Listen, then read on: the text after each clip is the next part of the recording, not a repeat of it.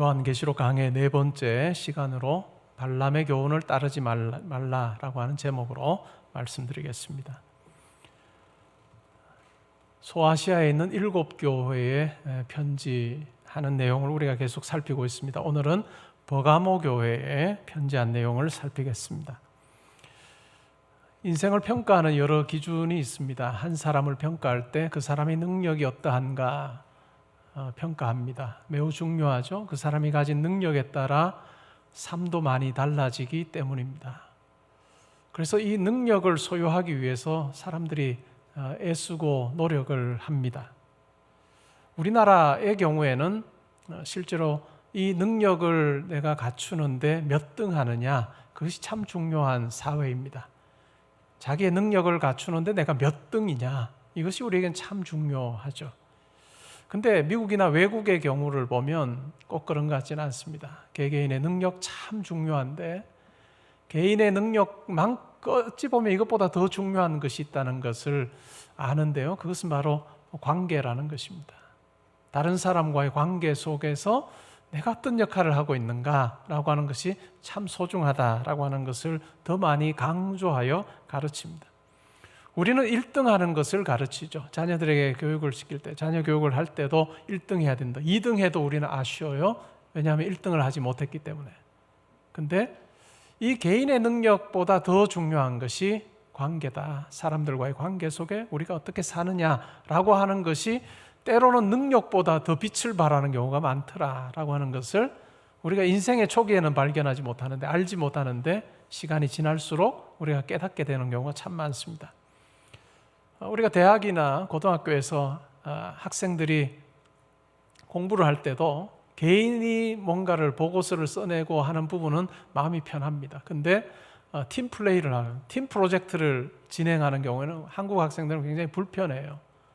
한 7명, 5명이 함께 팀을 이루어서 어떤 보고서를 함께 만들어낼 때 그 만들어낸 것에 내가 얼마만큼 했는가가 드러나지 않을 때 내가 이것에 최선을 다해야 되는가라고 하는 생각을 하는 경우가 참 많습니다. 근데 외국의 경우는 어떨까요? 팀 프로젝트를 하면 모든 사람, 물론 농땡이는 항상 있습니다. 어느 나라든지. 근데 마음의 자세는 내가 할 수 있으면 한다라고 하는 것이 훨씬 더 분명합니다. 미국이나 다른 나라를 보면 1등 하는 것보다 더 중요한 것이 내가 가진 것을 다른 사람과 공유하는 것이다 라고 하는 그 정서가 굉장히 강합니다. 우리는 내가 아는 지식을 잘 가르쳐주지 않으려고 해요. 물어봐도 굉장히 내키지 않게 가르쳐줍니다. 근데 미국 친구들 만나보면 자기가 알고 있는 것이면 다 가르쳐줍니다. 우리는 내가 혹 가르쳐줬을 때 그 친구가 나보다 더 많이 알게 돼서 그 친구가 1등하면 어떡하나 라고 하는 염려가 있기 때문에 우리는 쭈삣쭈삣하죠. 근데 미국 애들은 다 가르쳐줍니다. 그리고 내가 1등하지 않아도 괜찮은 거예요. 어떨까요 그러면? 내가 가르쳐서 어떤 친구가 1등을 했어요. 그러면 어떨까요? 그 친구는 반드시 그 이야기를 합니다. 나는 저 친구가 가르쳐줘서 내가 1등 할 수 있었다고. 저 친구 덕분에 내가 1등 했다라고 그렇게 다 이야기를 합니다. 어떨까요? 내 덕분에, 나로 인해서 어떤 친구들이 1등을 쭉 한 친구들이 있다고 하면 어떨까요? 그 친구들이 다 나를 향해서 이야기할 거예요. 이 친구 때문에 내가 1등 했다 라고 할 때 비로소 그 사람이 리더가 됩니다. 1등하는 많은 사람들이 가능하도록 했던 그 사람이 비로소 리더가 되는 그러한 문화, 그것이 바로 그런 미국이나 여러 나라의 문화이죠. 그런 쪽으로 한국도 좀 바꿔야 될 것 같고, 또 우리 사회에 특별히 우리 성도들이 우리 자녀들을 교육할 때 이 부분을 참 힘줘서 가르쳐야 된다라고 하는 생각을 저는 합니다. 1등으로 사는 그 삶에 얼마나 위험하고 불안하고, 그러면서 항상 누가 나를 앞지르지 않을까라고 하는 그 염려가 있는 한 그 사람은 리더가 되기가 굉장히 어렵습니다. 다른 사람들에게 나눠주면서 선한 영향력을 끼칠 때 비로소 리더가 되는 경우가 참 많습니다. 우리 신앙생활도 마찬가지 아닐까요? 신앙생활도 흔들리지 않는 믿음을 우리가 소유하는 것, 이것은 매우 중요합니다. 예수를 그리스도로 고백하고 하나님을 아버지라고 믿으며 성령과 함께 더불어서 신앙생활하는 이 부분, 흔들리지 않는 것, 이건 너무너무 중요하죠. 그러나 이것이 전부가 돼서는 안 될 것입니다. 이 흔들리지 않는 믿음을 가지고 하나님께서 우리 각자에게 맡겨주신 그 일들, 학업의 현장이든 일터든 우리 가정이든 여러 만남들 속에 나에게 분명하게 심어주신 그 믿음을 가지고 또 하나님 나라 가치를 가지고 많은 사람들에게 전하는 그 같은 삶이 우리 가운데 필요한 것 같습니다. 그것이 바로 우리를 하나님께서 세상에 두신 목적이다라고 우리가 생각할 수 있습니다. 그런데 우리가 잘 준비되지 않으면 어떨까요? 준비되지 않으면 세상의 가치에 우리가 타협하기도 쉽고 또한 그 세상의 가치에 동화되기가 참 쉽습니다. 그래서 먼저 우리 스스로를 믿음으로 잘 세우는 것이 중요하고 이제는 그것을 가지고 세상을 변화시키는 것, 그것이 바로 우리 성도의 사명이라 할 수 있습니다.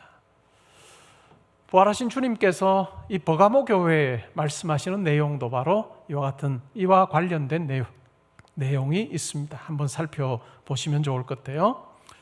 버가모라고 하는 도시 어떨까요? 굉장히 매력 있는 도시입니다. 여러분 서울에 사는 것 여러분 자부심을 가지고 계시나요? 아마 우리도 모르게 우리 스스로 자부심을 가지는 부분이 있을 거예요. 또 수도권에 산다는 것 자부심 가지는 것이 있을 것입니다. 꼭 수도권이 아니어도 자기가 사는 도시에서 내가 이와 같은 것 누릴 수 있다라고 하는 것이 굉장히 자랑거리일 수 있을 것입니다. 버가모에 사는 사람들에게도 이와 같은 자부심 자랑거리가 분명히 있었습니다. 이 버가모라고 하는 이 도시는 소아시아라고 하는 지역의 행정 수도였습니다. 그리고 황제 숭배 사상이라고 하는 것을 통해서 이 로마 제국 전역을 다 그냥 황제에게로 모든 사람들의 마음이 쏠릴 수 있도록 하는 그와 같은 이데올로기, 프로파간다, 그것이 이 황제 숭배 사상이었는데 그것을 가장 먼저 이 소아시아 지역에서 가장 먼저 수용한 도시가 버가모였습니다. 그래서 황제 숭배하는 신전을 최초로 지은 도시가 바로 이 소아시아에서는 버가모 지역이었습니다. 그러니까 이 버가모에 사는 사람들은 우리가 황제 신전직이다라고 그렇게 이야기하곤 했습니다. 뿐만 아니라 그 당시에 최고의 신으로 여겨졌던 제우스 신을 섬기는 신전도 있었습니다. 아데나 신을 섬기는 신전도 있었고요. 그리스 신화에 나오는 의술의 신 아스클레피오스를 섬기는 신전도 있었습니다. 이 버가모에는 많은 신전들이 있었다는 거죠. 이 아스클레피오스 신전을 방문하는 사람 어떤 사람들이었을까요? 건강이 염려되는 사람도 방문했을 거고요. 또 중병으로 이제는 더 이상 의사를 찾아갔을 때 소망이 없었던 사람들도 이 신전을 방문했습니다. 그러면서 아주 간절히 소원했겠죠. 내가 이 신전 바닥에 누워서 기도하거나 신음할 때 이 뱀의 형상으로 이 신을 생각을 했는데요. 이 뱀이 바닥을 기어오듯이 이 신이 나를 스쳐 지나가면 내 중병이 나으리라 라고 하는 그와 같은 소망이 이들 가운데 있었습니다. 오늘날 우리는 이와 같은 신전의 유적지를 방문하면 옛날이에요. 그냥 옛날에 그와 같은 일이 있었구나 우리는 그렇게 생각하는데 그 당시 사람들에게는 어떨까요? 그 당시 사람들에게는 이것이 실제적인 삶의 중요한 부분이었습니다. 그 신들을 의지해서 내가 건강하길 바랐고 그 신들을 의지해서 내가 평안하길 바랐고 그 신들을 의지해서 내가 원하는 것을 얻기를 원했던 그와 같은 간절한 소망과 직결되는 것, 그것이 바로 그 당시의 신전이었습니다. 이 버가모에 있는 산의 기슭에 한 해발 750m 정도 되는 산이었다고 하는데 그 산 기슭에 아주 웅장하게 세워진 제우스 신전을 보면서 이 버가모에 사는 사람들은 우리 이 도시를 저 제우스 신이 지켜주고 있고 또 우리에게 평안을 주고 있다라고 하는 그와 같은 확신을 가지며 살았습니다.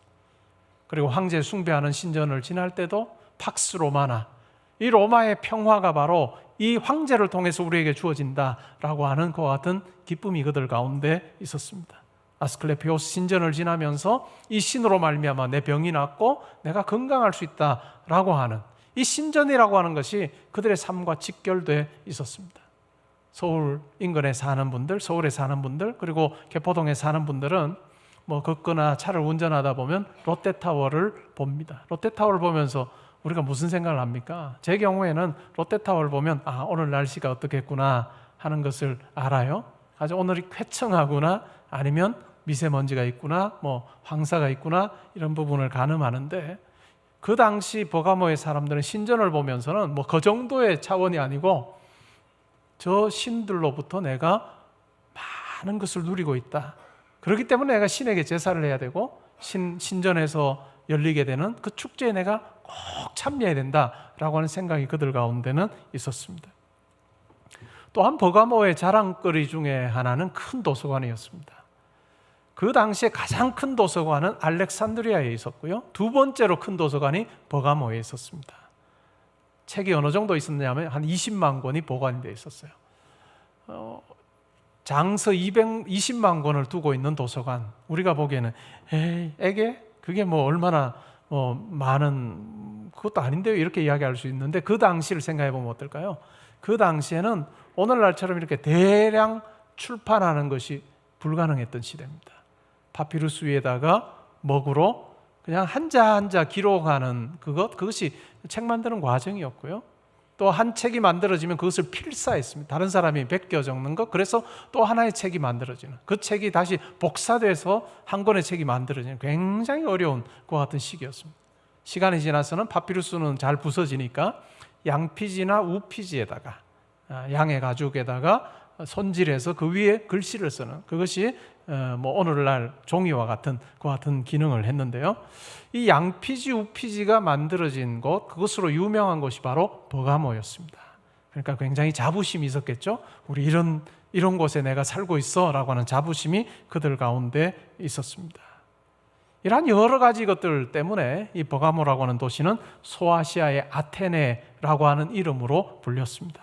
소아시아의 아테네, 문화의 도시, 또 여러 사상이 있는 정말 어떤 면에 수준 높은 도시라고 하는 것 같은 인식이 이 도시의 사람들에게 있었고, 다른 도시의 사람들도 그것을 인정했습니다.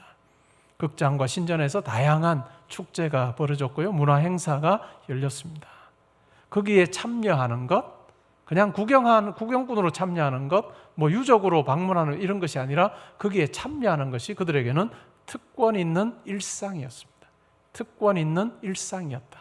그들의 삶과 직결되는 것이었다라고 하는 이야기입니다. 그럼 그런 환경에서 사는 버가모 교회 성도들이 어땠을까요? 버가모 교회 성도들, 로마 시대에 매우 중요했던 것이 이 헬레니즘입니다. 헬라 사상으로 실제로 전 로마를 하나로 통일하는 것, 그것이 매우 중요한 부분이었죠. 그렇기 때문에 로마 사람과 다르게 특별하게 튀거나 행동하는 것, 다르게 행동하는 것은 굉장히 쉽지 않게 받아들였습니다. 어떤 민족이, 어떤 부족이 로마가 추구하고 있는 이와 같은 이 헬레니즘 사상과 정반대되는 자기들 나름의 어떤 것을 고수하려고 할 때 그냥 인정하는 정도가 아니라 때로는 핍박하거나 때로는 죽이거나 하는 이와 같은 엄청난 일이 벌어졌다는 것이죠. 그런 것을 우리가 생각을 해보면 어떨까요? 이 버가모에 사는, 그 도시에 사는 사람들과 버가모 교회 성도들의 삶은 확연히 다를 수밖에 없습니다. 로마 사람들처럼 그들은 행동할 수 없었습니다. 신전에서 열리는 축제에 참여할 수 없었고, 또 제사에 동참할 수 없었고, 제사 후에 나눠 먹는 그와 같은 제사 음식을 그들은 먹을 수가 없었습니다. 그리고 단순히 그냥 신전에서 제사 드리는 것으로 끝이 나지 않고, 신전에는 여사제와 같은 사람들이 있었는데 그 여사제와 성적으로 음행하는 그 같은 일들이 비일비재했습니다. 그것이 버가모 사람들의 일상이었습니다. 그런데 예수 믿는 성도들은 그렇게 할 수 없는 것이죠. 예수 믿는 성도들은 그렇게 할 수 없었습니다. 버가모에 사는 사람들과 확연히 다른 구별되는 삶을 그리스도인들은 살 수밖에 없었던 것입니다. 우리가 사도행전을 보면 그리스도인이라고 하는 말이 안디옥에서 처음으로 생겨났다라고 하는 내용을 읽어요. 원문으로는 크리스티아노이라고 하는 말입니다. 크리스티아노이. 이 아노이라고 하는 이 전미사는, 오이는 뒤에 복수 형태인데요, 이 복수, 이 전미사는 따르는 자들, 추종하는 자들이라고 하는 의미예요. 그래서 크리스티아노이라고 하는 말은 그리스도를 추종하는 자들. 다른 표현으로는 헤로디아노이, 헤롯을 추종하는 사람들, 아우구스티아노이, 아우구스투스 황제를 따르는 자들, 뭐 이런 식으로 이러한 말이 생겨났습니다. 그리스도인들, 우리는 처음 만들어질 때 아주 좋은 의도로 만들었겠구나, 다른 사람을 도와주고 사랑하고 은혜를 베풀고 자기 것 막 나눠주니까 야, 우리가 다른 사람들인데? 저 사람들 그럼 그리스도를 추종하는 사람들이야? 그리스도인들이야? 이렇게 만든 것이 아니라 우리와는 정말 다르게 행동하는 사람들, 이질적인 사람들이라고 하는 그 의미가 바로 그리스도인들이라고 하는 이 말 속에 담겨 있습니다. 버가모에 사는 사람들, 다른 사람들 눈에는 정말 자기들과 다른 사람이었습니다. 근데 다르다는 것이 용납되지 않는 그 같은 사회에서 다르게 사는 것은 핍박, 왕따, 은따로 이어질 수밖에 없었습니다. 오늘 우리가 읽었던 본문에도 보면 한 사람이 죽은 이야기에 대해서 적고 있습니다. 그리고 이와 같은 상황이 있음에도 불구하고 이 버가모의 성도들이 예수를 그리스도로 신실하게 증언하는 그 일을 멈추지 않았던 것에 대해서 예수님께서는 칭찬하고 있습니다. 안디바가 죽임을 당함에도 불구하고 그들은 믿음을 끝까지 지킨 것에 대해서 주님께서 칭찬하고 계십니다. 버가모, 이 주후 90년대 버가모의 인구가 어느 정도 될까? 그 도시의 인구가 어느 정도 될까? 제가 설교 준비를 하다가 아주 궁금한 생각이 들어서 찾아봤습니다. 근데 뭐 여러 자료를, 제가 가진 책들을 다 나올 만한 책은 다 내용은 다 살펴보고, 또 제가 보통 이제 접근해서 읽는 그 논문을 쭉 읽는 사이트가 있는데 도서관에, 그걸 통해서 찾아봐도 정확한 자료는 제가 찾아볼 수 없었습니다. 제가 아예 그냥 찾아보면서도 이건 정확한 자료 없을 거야 라고 생각하고 찾아봤는데 뭐 제 생각대로 없었습니다. 그러니까 제가 이제까지 공부한 걸 가지고 이제 추정을 해보는 거죠. 아, 이랬을 거 추정을 해보면 버가모의 인구가 90년대에는 주후 90년대에는 2만 5천에서 한 3만 명 정도였을 것 같아요. 그냥 제가 뭐 여러 가지 정보를 가지고 추측을 해보면, 그러면 버가모 교회 성도 수는 어느 정도 됐을까? 성도 수는 한 1% 됐을까? 1%라고 하면 250에서 한 300명. 아니면 소아시아 지역이 복음이 조금 더 전해졌고, 또 뭐 그렇다면 한 500명 정도 됐을까? 아마 500명 이상은 되기 어렸을 거다라고 하는 생각을 저는 합니다. 제가 여러 차례 말씀드린 것처럼 우리가 신약 성경에서 만나는 교회들이 있어요. 고린도 교회나 로마 교회나 아니면 갈라디아 교회나 뭐 에베소 교회나 이런 50년대, 60년대에 바울이 편지했던 그 같은 교회들의 성도 수는 아마 몇십 명, 수십 명 정도였을 거예요.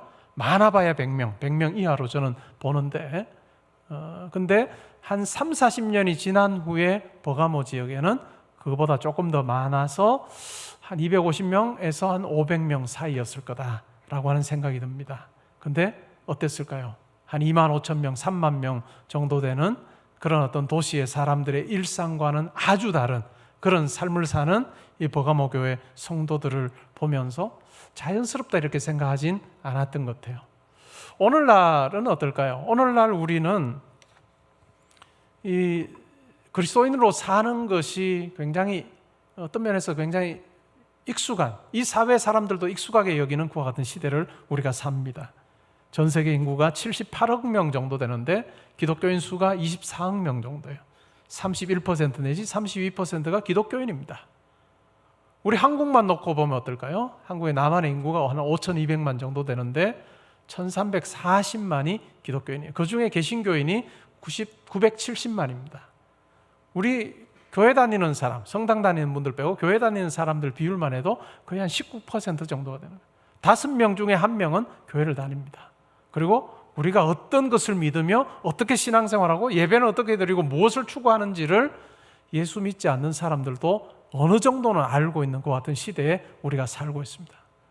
분명 믿지 않는 분들과는 많이 다르게 우리가 추구하며 삶에도 불구하고 그것이 우리에게 왕따로 돌아오지 않는 것 같은 시대를 우리가 살고 있는 거죠. 그러나 주 90년대는 어땠을까요? 다르게 산다는 것, 다르게 믿는다는 것, 다르게 말하고 다르게 행동한다는 것이 그들에게는 핍박으로 돌아왔고 왕따로 돌아오는 그와 같은 시대에 이 버가모 교회 성도들이 살고 있습니다. 그러한 성도들을 향해서 예수님께서 칭찬합니다. 사탄의 권자가 있는 황제 숭배 사상이 있는 그와 같은 신전, 그리고 제우스 신을 섬기는 그와 같은 신전이 있고 그 배후에 사탄이 역사하고 있는 그와 같은 형편에 처해 있는 이 버가모에 살면서도 끝까지 믿음을 잘 지킨 것이에요. 안디바라고 하는 사람이 죽었음에도 불구하고 순교했음에도 불구하고 성도들이 흔들리지 않고 예수를 그리스도로 고백하는 그 순교적 신앙이 그들 가운데 있었음에 대해서 칭찬하고 있습니다. 그런데 칭찬 이후에 책망이 주어져요. 어떤 책망의 내용일까요? 외적으로는 핍박에 대응해서 그들은 믿음을 지켰습니다. 근데 이 교회 안에 순결을 잃어버리게 됩니다. 교회 안에 거룩함을 잃어버리게 되는 것, 그것에 대해서 책망하고 있습니다. 그러면서 이런 말씀을 주님께서 하시죠. 내게 두어 가지 책망할 것이 있는데 내게 발람의 교훈을 지키는 자들이 있다. 그래서 발람이 발락을 가르쳐 이스라엘 자손 앞에 걸림돌을 놓아서 우상의 제물을 먹게 했고 또 행음하게 했다. 이와 같이 내게도 니골라당의 교훈을 지키는 자들이 있다. 이 버가모 교회 안에 발람의 교훈을 따르는 자들과 이 니골라당의 교훈을 따르는 자들이 있다라고 그렇게 책망합니다. 발람의 교훈을 따른다는 게 어떤 걸까요? 민수기 22장부터 25장에 보면 이 내용이 소개됩니다. 하나님께서 이스라엘 백성들을 출애굽시키셨습니다. 애굽에서 종살이하던 그들을 이제는 약속의 땅을 향해 나오게 하시는 거죠. 출애굽했습니다. 광야에서 그들이 삽니다. 광야에서 사는 동안에도 하나님께서 함께 해주셨어요. 그래서 이 이스라엘 백성들이 가는 길을 방해하는 여러 민족들을 쳐서 승리하게 하십니다. 그 내용을 모압의 왕이었던 발락이라고 하는 왕이 그 소식을 듣습니다. 그리고 자기 지역을 향해서 오고 있는 이스라엘 백성들을 보고 두려운 마음이 듭니다. 그래서 이 발락이라고 하는 이 왕이 한 그 행동이 있습니다. 그것은 발락이라고 하는 발락이 왕이고 발람이 선지자인데요. 이 발람은 이스라엘 백성은 아니었습니다. 근데 야훼 하나님을 통해서 계시를 받고 그것을 예언하는 것으로 유명했던 선지자였습니다. 그래서 왕이 이 발람 선지자에게 사람들을 보내서 요청을 합니다. 당신 우리에게로 와서 저희 이스라엘 백성들을 위해서 저주를 해달라, 그렇게 요청을 합니다. 그러자 발람 선지자가 나는 갈 수 없어 라고 그렇게 거절을 합니다. 그러자 더 높은 고관들을 보내서 다시 요청을 합니다. 그러면서 돈 많이 주겠다, 그리고 높은 지위를 주겠다, 존귀하게 해주겠다, 이렇게 약속을 합니다. 그러자 마음이 흔들려요.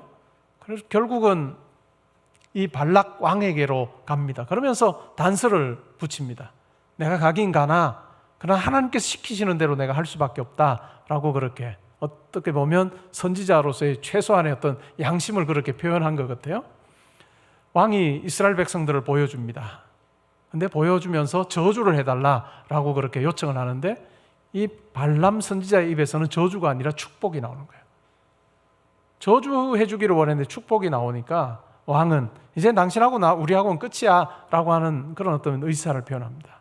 근데 이어지는 이 민수기 25장에 보면 결국은 이 이스라엘 남자들이 이 모압의 여자들의 초청을 받아서, 모압의 여자들이 자기들이 드리는 신에게 제사 드리는 그때, 그리고 제사 음식을 먹고 하는 그 자리에 초청을 받고 그 자리에 함께하고 뿐만 아니라 그 여인들과 음행하는 일이 벌어집니다.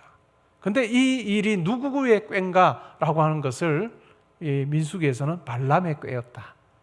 발람이 내가 이스라엘 사람들을 향해서 내가 저주는 할 수 없으나 이스라엘이 무너지는 것, 그 방법은 내가 알고 있다라고 왕에게 이야기해 준 것이 바로 그와 같은 이야기입니다. 그와 같은 내용이었습니다. 발람의 그 꾀를 쫓아서 이스라엘 남자들이 이방 신에게 제사하게 하고 제사 음식을 먹게 하고 이방 여인들과 음행하게 함으로 하나님의 백성으로서의 거룩함을 잃어버리게 된 그 놀라운 사건, 충격적인 사건, 그것이 바로 이 민수기에 나오는데 그것이 바로 발람의 교훈입니다. 그런데 버가모 교회 가운데 그와 같은 일을 행하는 사람들이 있었다. 일상적인 신전에서의 축제에 가서 신에게 제사하고 그 제사 때 사용했던 음식을 나눠 먹고 그 신전에 있는 여인들과 행음하는 그와 같은 일들이 버가모 교회 성도들 가운데 있었다. 니골라의 교훈을 따르는 그와 같은 사람들이 있었다. 그러니까 이 세상을 바꿔야 되는 사람들이 이 세상과 타협하고 또한 이 세상의 가치에 오히려 그냥 휩싸여서 하나님 백성으로서의 그 거룩함을 잃어버리게 된 것에 대해서 예수님께서 책망하고 계십니다. 에베소 교회에도 이와 유사한 일이 벌어졌을 때 에베소 교회는 어떻게 했을까요? 에베소 교회는 이와 같은 사람들을 책망합니다. 그래서 교회의 거룩함과 순수성을 그들이 유지하죠. 그러나 버가모 교회는 그렇게 하지 못했다라고 하는 것을 주님께서 책망하고 계십니다. 이것은 오늘날 우리를 향한 경고와 권면이기도 합니다. 나는 과연 어떠한가? 예수 그리스도의 그 놀라운 사랑, 그 은혜, 그 하나님께서 베푸신 그 놀라운 많은 일들, 그래서 나로 하여금 이 세상이 전부라고 생각하지 않고 영원한 하나님 나라를 소망하며 달려가게 하신 그 놀라운 하나님의 붙들으신 그 은혜를 내가 가지고 내 삶의 자리에서 세상을 변화시키는 그 같은 일을 하고 있는가?